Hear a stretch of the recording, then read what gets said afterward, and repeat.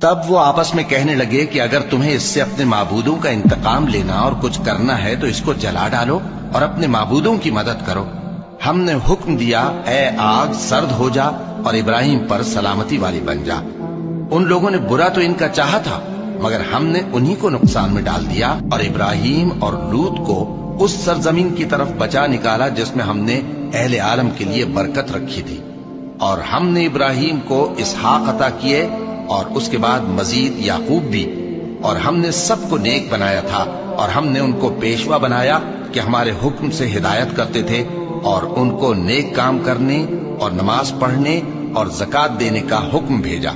اور وہ ہماری ہی عبادت کیا کرتے تھے۔